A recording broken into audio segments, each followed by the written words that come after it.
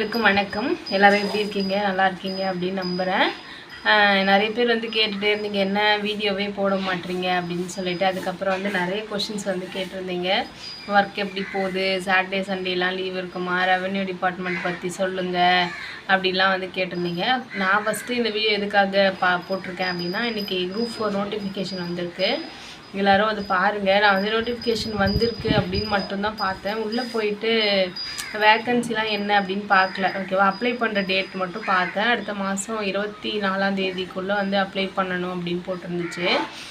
அதனால் எல்லாருமே வந்து போயிட்டு நோட்டிஃபிகேஷனை பாருங்கள், என்னென்ன வேலைக்கு என்னென்ன முக்கியமான டேட்ஸ் இருக்குது அப்படின்னு சொல்லிட்டு தெரிஞ்சு வச்சுக்கோங்க. இப்போயாச்சும் போயிட்டு சிலபஸை வந்து டவுன்லோட் பண்ணுங்கள். இதுக்கப்புறம் வந்து ப்ரீவியஸ் இயர் கொஷினுக்கு வந்து அதிகமாக கான்சன்ட்ரேட் பண்ணுங்கள். அடுத்தது வந்து முக்கியமானது என்ன அப்படின்னா டெஸ்ட்டு. இதுக்கப்புறம் ஒரு நாளைக்கு ஒரு டெஸ்ட்டாவது அட்லீஸ்ட் போட்டு பார்க்கணும். படிக்கிறீங்களோ படிக்கலையோ டெஸ்ட் வந்து போட்டு பாருங்கள். இதுதான் முக்கியமாக சொல்கிறதுக்காக தான் இந்த வீடியோ வந்து ரெடி பண்ணேன். ஃபஸ்ட்டு விஷயம் வந்து நிறைய பேர் வந்து வீடியோஸ் ஏன் போடல அப்படின்னு சொல்லி கேட்டிருந்தீங்க.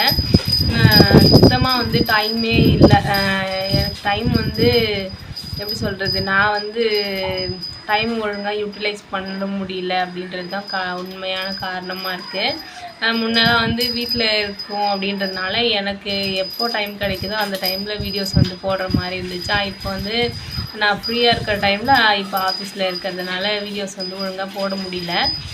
அது மட்டும்தான் காரணம். மற்றபடி டைம் இல்லையா அப்படின்லாம் இல்லை. அது டைம் வந்து நான் ஒழுங்காக ஷெட்யூல் பண்ணல அப்படின்றதுனால தான் போட முடியல. இனிமேல் வந்து போடணும் அப்படின்னு ட்ரை பண்ணுறேன். ஓகேவா. அடுத்து வந்து குரூப் 1க்கு வந்து கேட்டிருந்தீங்க, அப்ளை பண்ணியிருக்கீங்களான்னு சொல்லிட்டு. குரூப் 1க்கு நான் அப்ளை பண்ணியிருக்கேன். ஆனால் வந்து ஒழுங்காக படிக்கிறது தான் இல்லை. படிக்கணும், அதுதான் வந்து. அதுக்கப்புறம் வந்து நிறைய கொஷின் கேட்டிருந்தீங்க, ஒன்றுத்துக்கும் நான் பார்த்து சொல்கிறேன். ஃபஸ்ட் விஷயம், வேலை எப்படி இருக்குது அப்படின்னு சொல்லிட்டு, வேலைலாம் கற்றுக்கிட்டிங்களா அப்படிலாம் கேட்டிருந்தீங்க.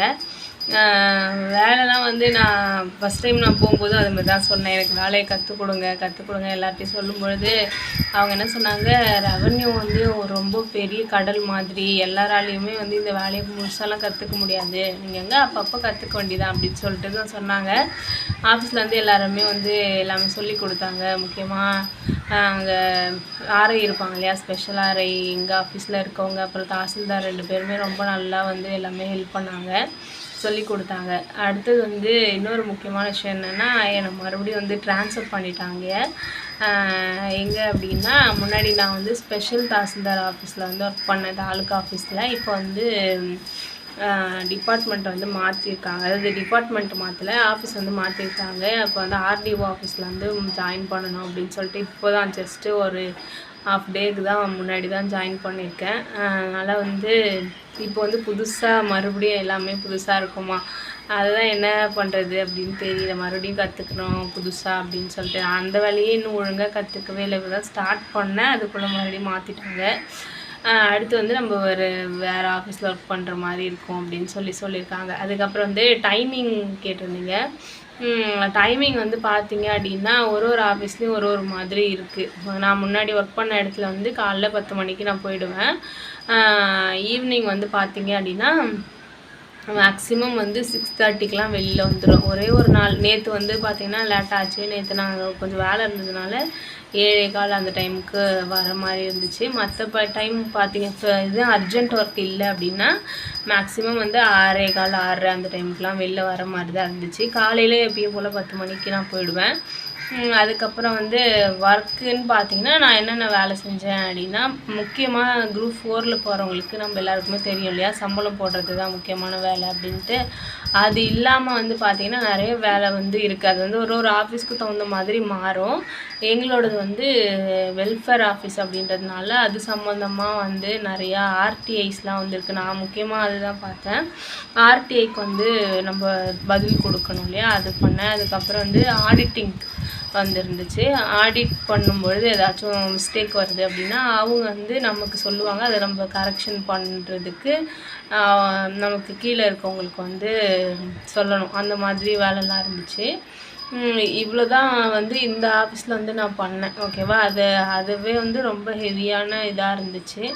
மற்றபடி வந்து நிறைய வேலை இருக்குது. அதில் வந்து எங்கள் ஆஃபீஸ் பொறுத்த வரைக்கும் ஃப்ரீயாக டைலரிங் மிஷின் கொடுக்கறது, வாஷிங் மிஷின் கொடுக்கறது அப்படின்னு நிறையா வெல்ஃபேர் ஸ்கீம்லாம் இருக்கும் இல்லையா, அது எல்லாமே இருக்குது. ஆனால் நான் போன இந்த ஒரு மாதத்தில் வந்து இதுதான் பேசிக்காக பண்ணேன். அப்புறம் நிறைய ஹெல்ப் பண்ணேன் மற்றவங்களுக்கு. இப்போ ஆரைக்கு ஹெல்ப் பண்ணுறது, அவங்க ஏதாச்சும் சொன்னாங்கன்னா ஹெல்ப் பண்ணுறது, அதுக்கப்புறம் தாசில்தாருக்கு ஏதாச்சும் ஹெல்ப் பண்ணுறது, அப்படி தான் போயிட்டு இருந்துச்சு. இப்போ மறுபடியும் வேறு ஆஃபீஸ் மாற்றினதுனால அங்கே என்ன ஒர்க் இருக்கும் அப்படின்லாம் தெரியல. அப்புறம் சாட்டர்டே சண்டே லீவா அப்படின்னு சொல்லி கேட்டிருந்தீங்க. பொதுவாக வந்து நிறைய ஆஃபீஸில் வந்து சாட்டர்டே வந்து போகிற மாதிரி தான் இருக்கும். ஆனால் நான் முன்னாடி ஒர்க் பண்ண இடத்துல வந்து சாட்டர்டேலாம் வந்து லீவாக தான் இருந்துச்சு, சண்டே லீவாக தான் இருந்துச்சு. இப்போ ஜாயின் பண்ணியிருக்கிறதுல என்ன அப்படின்னு சொல்லி தெரியல. அது அப்புறமா பார்க்கலாம் எப்படி இருக்குது அப்படின்னு. அப்புறம் என்ன கொஷின் கேட்டிருந்தீங்க அப்படின்னா, வேலைலாம் கற்றுக்கிட்டிங்களா அப்படின்னு தான் நிறைய ஒரு 2-3 பேர் கேட்டிருந்தாங்க. எனக்கு கேட்டிங்கன்னா 0.1% தான் வந்து நான் வேலை கற்றுக்கிட்டேன் அப்படின்னு சொல்ல முடியும். அந்த மாதிரி தான் போகுது. இன்னும் வந்து நிறைய இருக்குது கற்றுக்கணும். அதான் ஃபஸ்ட் டைம் போகும்போது, போன மாதம்லாம் போகும்போது நான் கேட்டேன். அப்போ வந்து என்ன சொன்னாங்கன்னா, எங்களோட வேலையே நிறையா இருக்குது, உங்களுக்கு சொல்லிக் கொடுக்குற அளவுக்கு எங்களுக்கு டைம் இல்லை அப்படின்னு தான் சொன்னாங்க. அதனால் வேலை வந்து நம்ம செல்ஃப் இன்ட்ரெஸ்ட் எடுத்து நிறையா கற்றுக்குற மாதிரி தான் இருக்கும். வேறு என்ன அப்படின்னு இது கேட்ட வரைக்கும் எல்லா கொஷனுக்கும் பதில் வந்து சொல்லிட்டேன். வீடியோஸ் வந்து நான் இப்போதைக்கு மெயினாக வந்து குரூப் 1க்கு தான் கான்சன்ட்ரேட் பண்ணிகிட்ருக்கேன். அதனால் குரூப் 4 மட்டும் நான் வந்து 10th தான் படிச்சிருக்கேன், 12th தான் படிச்சிருக்கேன் அப்படின்றவங்க மட்டும் குரூப் 4க்கு வந்து கான்சன்ட்ரேட் பண்ணுங்கள். ஏன்னா குரூப் 4 வந்துடுச்சு அப்படின்றதுனால நீங்கள் வந்து இப்போ குரூப் 1க்கு அப்ளை பண்ணிவிட்டு நம்ம குரூப் 4 ஃபஸ்ட்டு பார்ப்போம் அப்படின்னு போகாதீங்க. குரூப் 1 தான் ஃபஸ்ட்டு வரும். ஏன்னா அதுதான் ஃபஸ்ட்டு நோட்டிஃபிகேஷன் வந்திருக்கு. அதனால் வந்து அதுக்கு வந்து முக்கியமாக கவனம் கொடுத்து படிங்க. அதுக்கப்புறமா வந்து குரூப் 4 வரும்பொழுது நம்ம அது பார்த்துக்கலாம். நீங்கள் குரூப் 4 ரொம்ப முக்கியம், எனக்கு ஒரு வேலையாச்சும் கண்டிப்பாக வந்தாகணும் அப்படின்றவங்க மட்டும் குரூப் 4க்கு கொஞ்சம் எக்ஸ்ட்ரா வந்து கவனம் கொடுக்கலாம். மற்றபடி எல்லாருமே குரூப் 1க்கு படிக்கிறது தான் நல்லது. ஏன் அப்படின்னா, நம்ம இப்போ ஒரு வேலையாச்சும் கிடைக்கணும் அப்போ ஃபஸ்ட்டே நம்மளோட மைண்ட் செட் எப்படி இருக்கும்னா, ஒரு வேலைக்கு போகணும் அப்படின்னு இருக்கும். அடுத்து எப்படி மாறும் அப்படின்னா, அதுலேயே ஒரு நல்ல டிபார்ட்மெண்ட்டுக்கு போகணும் அப்படின்னு மாறும். அப்புறம் திரும்பி உள்ளே போனால் அப்படின்னா எப்படி மாறும் அப்படின்னா, நம்ம ரொம்ப அடிமட்டத்தில் தான் இருக்கோம், நம்ம இன்னும் மேலே போகணும் அப்படின்ற நிலமை தான் வரும். சரியா? தோணும், நேச்சுரலாக சொல்கிறது. அதனால் ஃபஸ்ட்டு நம்ம படிக்க ஆரம்பிக்கும் பொழுதே நல்லா பெரிய எய்ம் வச்சு நல்லா படிச்சிட்டோம் அப்படின்னா நம்ம லைஃப் நல்லாயிருக்கும் அப்படின்றதுனால எல்லாருமே வந்து உங்களால் முடியும் அப்படின்னா, எல்லாராலையும் முடியும், ட்ரை பண்ணணும். உங்களால் கண்டிப்பாக ட்ரை பண்ணுறதுக்கு டைம் இருக்குது அப்படின்னா குரூப் 1க்கு வந்து எல்லோரும் ப்ரிப்பேர் பண்ணுங்கள், நல்லா படிங்க. அவ்வளோதான் இந்த வீடியோவில் நான் சொல்லணும் அப்படின்னு நினச்சது. எல்லோரும் கேட்டது, நீங்கள் ஏன் வீடியோவே போட மாட்டீங்க அப்படின்ட்டு. நிறைய பேரோட கமெண்ட்ஸ்லாம் படித்தேன், ஆனால் வந்து இப்போ ஞாபகமே வர மாட்டேது. அந்தளவுக்கு டைம் ஆகிடுச்சு. எல்லா கமெண்ட்ஸும் படித்து ரொம்ப நாள் ஆன மாதிரி இருக்குது. உங்களுக்கு ஏதாச்சும் டவுட் இருக்குது அப்படின்னா இந்த வீடியோவுக்கு கீழே கமெண்ட் பண்ணுங்கள். வேணால் நெக்ஸ்ட் வீடியோவில் பார்க்கலாம். தேங்க்யூ.